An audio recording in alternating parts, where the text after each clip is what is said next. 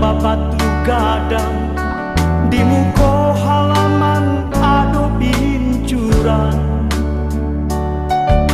Dulu masoden kete di sinan diajakan Pak acaronyo mangaji jo sumbayang. Bajaman lambe-lambe malinteh di pamatang sawah, kami jo kawan-kawan samu gadang.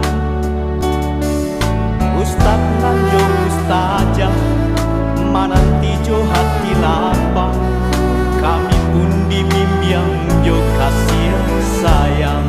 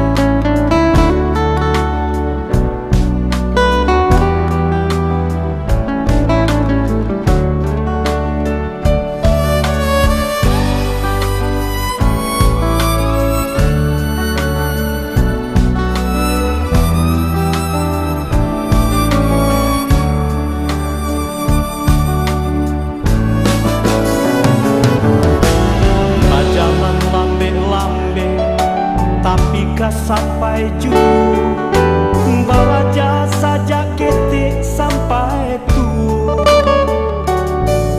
ilmu nan lah didape di surau dulu nonyo hidup indakan sase ilmu panuntunyo.